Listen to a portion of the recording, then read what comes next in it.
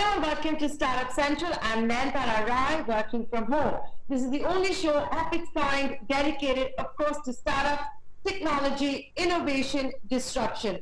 Basically, if it falls under the gambit of the new economy, it's here every weekday on ET Now at 6 p.m. Ladies and gentlemen, like all the stakeholders we interview on this show, Team Startup Central thrives on constructive feedback. So keep writing into us, tell us how we can improve the show, what's missing. We also lap up on compliments, so you can send those as well. Our email address right on top, suc@etnow.tv. You can also reach out to me directly on Twitter.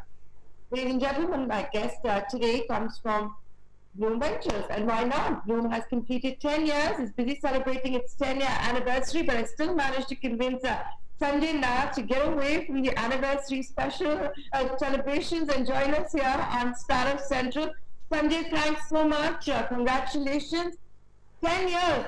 Finishing 10 years during COVID-19, lockdown, now unlocking. I don't know what you make of that. How was it? Well, thanks, Nat. Great to be on here. In one sense, it's mixed feelings. It feels great and exhilarating to have finished 10 years. On the other hand, it feels like so much work to get done, and fantastic value that we've created, but that is yet to be realized and fulfilled. So, in one sense, like you said, picture abhi baki hai, just starting now. In one sense. So, abhi picture baki hai. Picture mein kya aayega? What is it looking like? Because yeah, absolutely. So if you think about let's start with the macro, right? If you think about where the Indian VC ecosystem is, 10 years it's taken us to build a village in that sense, a startup village, and we've got a fantastic set of founders. If you look at the tailwinds that are happening in macro, we've got a company like an academy and Class Plus and edtech. All of us are sitting in our living rooms on Zoom, and the virtual classroom has become a global phenomenon, right? So the tailwinds in edtech, there are also tailwinds in healthcare, telemedicine, and we've got great companies like Tricog and Healthify Me there.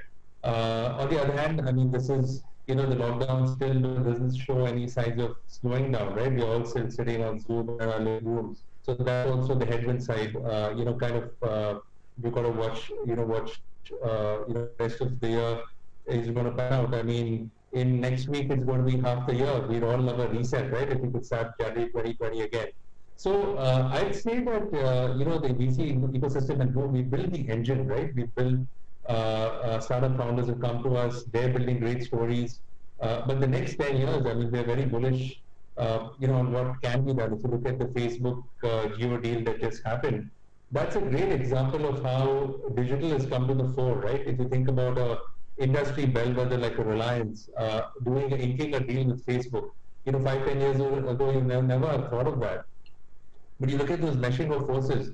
If you look at a company like An Academy, we've got two common co-investors in An Academy that are also co-investors in Reliance Jio, General Atlantic, which is the large PE fund, and also Facebook, right? They're common investors in both. So what we're seeing is a meshing of those two worlds, digital and phygital, sort of coming together, right? And I think that just shows that that technology is really going to be at the forefront of India, and this deal is one example of bringing it together. And so I'd say, 10 years it's taken to build the startup village. Now the next decade we've got to really deliver and have our companies break out, and we're excited about that. So I'm going to ask you this question because you've given this fantastic example.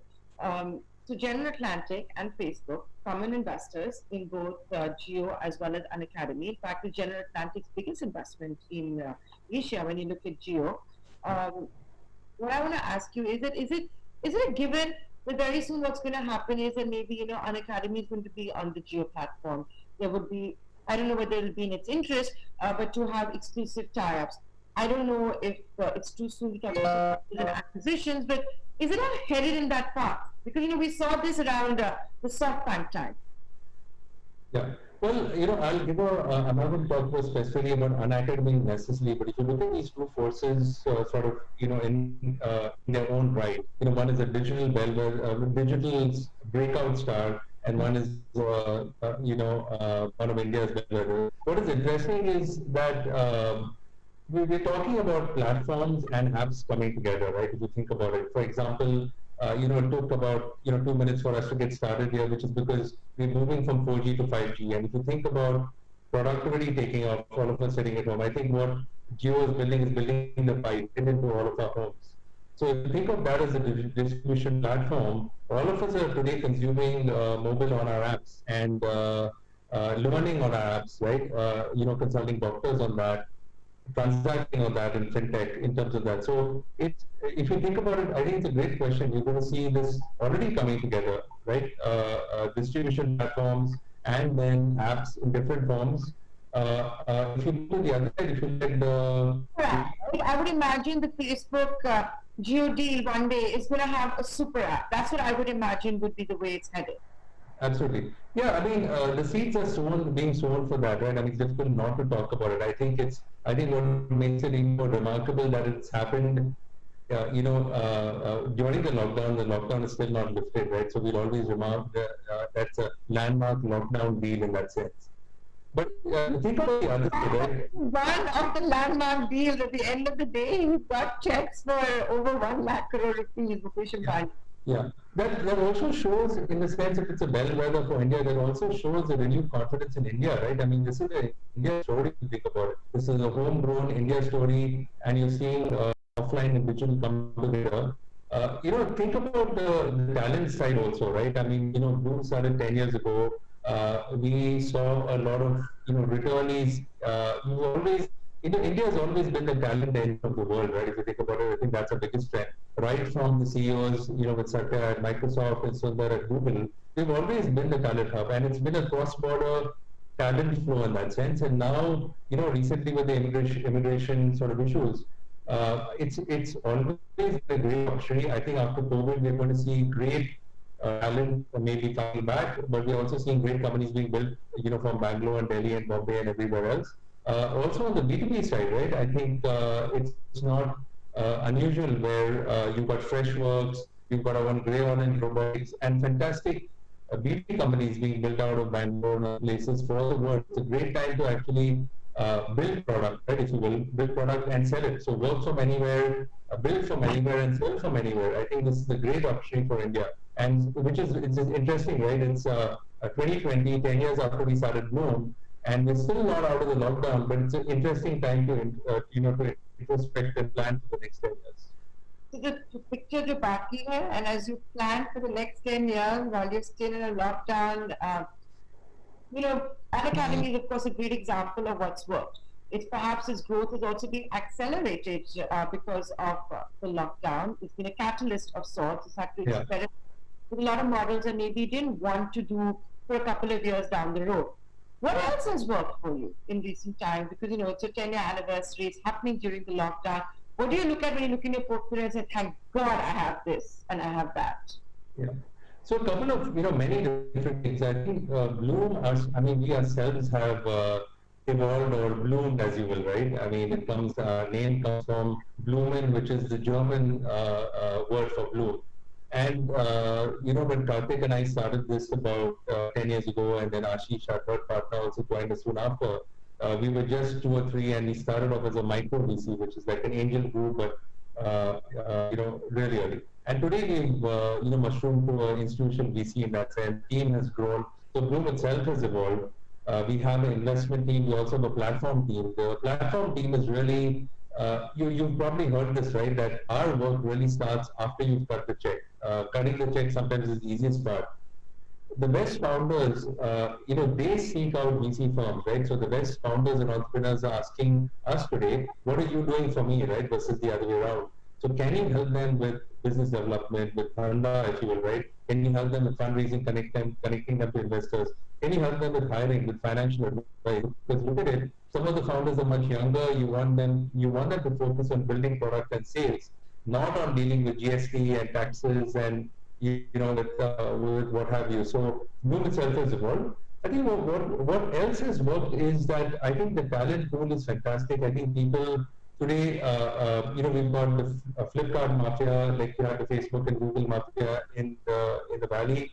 People are more willing to take risks. Of course, COVID has been a bit of a setback, but there are also silver linings, there are also tailwinds, right? So, for example, we talked about edtech, virtual classrooms, and everything on delivering learning on the mobile, healthcare, medicine, telemedicine, for example, agri-tech, right?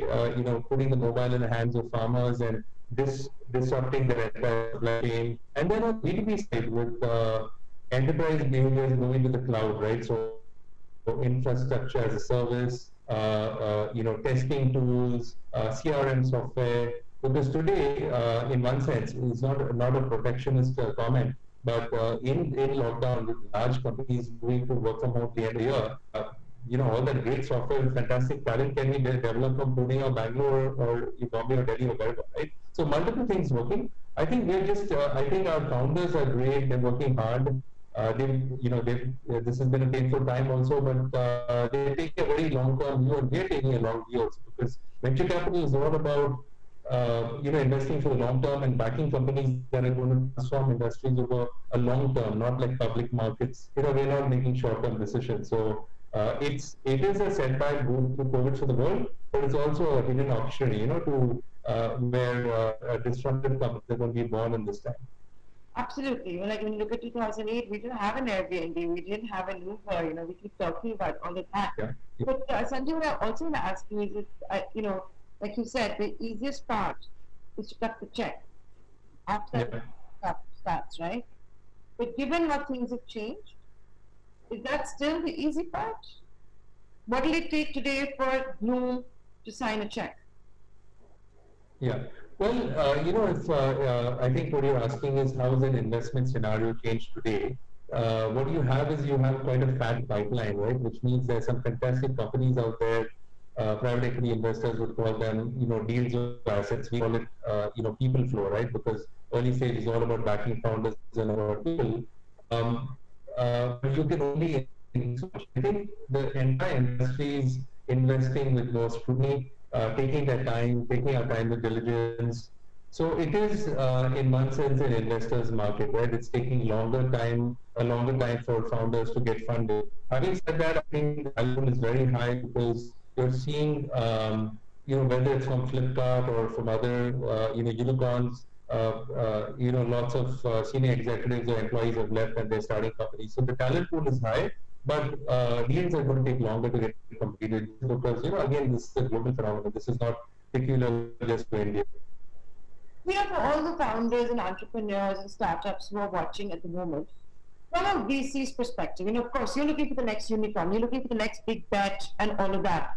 But at this juncture, when there's so much uncertainty and we don't know second wave, third wave, vaccination, all of that, would you prefer to invest in a company that already exists on your portfolio? Are you guys also becoming more risk averse, or is this the time in the venture capital? This is the time to find the next, the next big thing? Yeah. I think VC management and financial management is all about taking calculated risks, right? Another example was created after SARS, right? Because offline malls had entirely shut, and then they went and created this online platform. So I think it's a mix, right? I think the best performing companies will find it attractive, easier to attract capital. You've seen large startup geophysics attract a disproportionate amount, right? 15 billion raised in, let's say, 45 days. And that's one phenomenon, of course. But at the same time, there are tailwinds facing certain industries, like we already talked about some of them, like edtech and healthcare, for example, and B2B automation, right? Let's say compliance, regulation, where you can develop these software tools from here. So it's portfolio construction. I think it's a bit of both, right? Where VCs will allocate dollars for the best performing companies, but also absolutely leave room for the disruption that's going to happen. For example, look at video conferencing tools or the future of work, for example. We like to say the future of work is already in the present, right? It's no longer the future, it's already here. So how are we going to communicate with the employees? How are we going to work? Whiteboarding tools, things like that. So I think it's a bit of both. Yeah. No, so is that the future? Is that what you're looking for? The ones who are going to do all of this? And you're willing to look for it? You're willing to take the bet? Are you, what I went to, I'm trying to get inside a venture Yeah. capitalist head to know Yeah. what's going on, because everybody is going to be looking at these trends, right? Of course. So, in one sense, we back founders who are obsessed about the future and are, in one sense, it's interesting, right? They are looking at they are painting a vision of the future as they see it, and they are inviting us to be part of that future, right? Of course, now think about it, right? If 10 people agree in the future, then it's not the future, and then, it's going to be a herd mentality. So you have to go against the grain. What I was basically saying is that I think good entrepreneurs are going to look for those pockets of opportunity, or how is telemedicine going to change, right? How is the future of work? How is productivity going to change? How is the way of automation, let's say logistics, transport going to change? And then yes, we're not rushing in. We want to validate those companies, but remember, VCs are eternal optimists in the sense we are investing in founders who are going to invent the future. This is not just about post-COVID looking at 2020, right? We're looking at 2030. Having said that, I think we're not rushing in, right? Because those behaviors are being formed right now, right? Like I said, on the companies, enterprise is moving to the cloud, right? Decisions are being made there. So again, it's a bit of both, right? Where you allocate more dollars to your companies that already exist, but Yeah. all of us are going to look, and nobody knows how the future. In fact, it's going to be a landmark year, right? I mean, if you think about the ideas that will come out, it might be irreversible changes in some of those industries, for the next 10, 20 years. Of And course. I'll give you an example of we have a used car marketplace called Spinny, Mm. right? And what is interesting is with social distancing, the millennials were all about the shared economy, right? Looking at Olas and Ubers and Rapidos, which are all great companies, and we have our own Lulu, which is in the shared mobility space. But if you look at private car ownership of second-hand cars, spinning, people actually more open. Millennials are more open, saying, maybe I want to look at a cheaper second-hand car. Now that's a shift in behavior because Right. of what's happening, right? And we have a company in that space which will see a tailwind. And you won't be surprised if more and more millennials take their driving tests and are open to very much like students in the US who pick up their cars for so cheap. That may be a phenomenon in India also. Back in 2008, it was all about going asset light and shared economy. Post 2020, is it going to be about the other, a price conscious consumer creating value? Is that what it's all going to be about? You're going to have startups, at least in the consumer internet space, that are going to be about this is a consumer who wants to have assets and is extremely price conscious. Is that the new wave? I think as far as the Indian consumer is concerned, we're always price conscious and value conscious. I think one element is, if you think about the element of safety, safety was always a nice to have, right? If you thought about it, like safety would always come last. You'd say, all right, you have to wear a seatbelt at the back or something. With what's happening now with the pandemic, now safety is right up there, right? So I think that's the first parameter, and then all these things are along with it, right? And I think safety is going to manifest it in multiple things. I mean, look at Zoom, for example, cyber security, right? Phishing in fintech, right? Fraud. And so, for example, on the B2B side, we have companies that are looking at credit card fraud. How do you detect phishing activities, for example. So safety, I think, is manifesting itself both in terms of ensuring physical safety, but also cyber security, financial safety, all of those things. And I think that is here to stay for a while. And of course, price. I think the value has to be perceived, and then price is of course important. But to me, safety is a new element that we didn't even think. It was more of an afterthought, and it's been brought to the fore now. I'm going to ask you a question, which is that, we've discussed the successes. The successes are usually backed by failures, and usually failures that you learn from. So, in the last couple of months, because of COVID-19, let's talk about the more recent times. I'm Yeah. sure you have some in your portfolio which are in pain, their future may be scary, or is that wrong? No, absolutely. This is where I would say, Nayantara, our human side also comes out, right? I mean, this is where the word angels comes in before VCs, right? If you think about it, Well, actually, this is like a marriage, or it's a very long-term partnership, founders over 10 to 12 years. And at this time, you hunker down. And so what we did was we actually broke our portfolio companies into cohorts and looked at, let's say, enterprise companies and looked at mobility, looked at fintech, and brought these CEOs together and said, you're not alone. I mean, it's a lonely job at the top, and you're all going through the shared pain. So share your stories, right? So people talked about how are you dealing. So we had town halls. You got. I'm sure you're spending. I spend my entire day on Zoom, but all these sometimes worried faces, sometimes happy faces, because the minute you start sharing that pain, then you know you're not alone, right? And if you think about, I want to bring up another important aspect of mental health. We see a lot of this in different industries, whether it's Bollywood or wherever. The founder and entrepreneur and CEO's job is very lonely, right? So when you share and open up, and you realize everybody's going through this, and by sharing, you can only gain. So we've run a lot of these webinars. We've brought in outside speakers, some of whom are supporters, lots of CEOs who share their own stories of what they've done in past crises, right? With Y2K, with the financial crisis, with 9/11, and that sharing has opened up.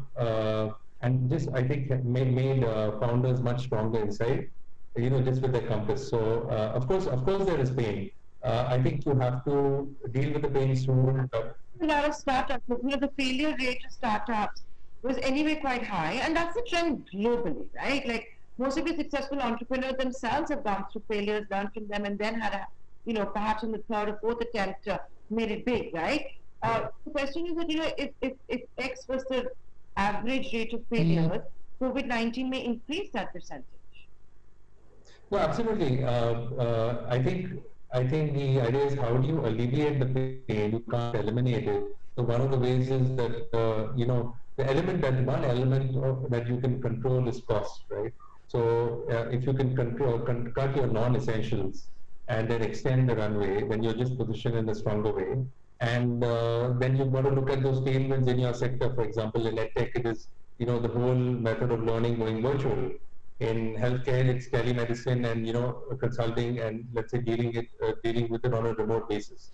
So of course there's pain and the mortality will be higher, but that's again where cutting cost comes in, right? Because you're better capitalized, you extend your runway, then you have more runway and more money to play with. And of course, we're partnering with other co-investors to. Again, this is a global phenomenon, right? The same thing is happening in Silicon Valley and other places. Yeah. It's not specific to India. Absolutely, that's exactly the point I was getting at. Okay, so as we wrap up the conversation, where do you see Blume blossoming 10 years from now? Well, I'll say again that the engine has been built. We have a long way to go. I think we've got some fantastic founders. This next decade has to be the decade of performance, right, of scale and exits. So in terms of, in one sense, we are a platform that's backing founders to tell their stories, right? If you think about the art of what we do, it's like a playwright, right? The playwright writes plays about its characters, just use that analogy. And we are a function, our lives are intertwined with our founders. So we're basically backing them with capital to help them tell their stories. And I think the next decade is going to be about the best founders becoming leaders in their own right?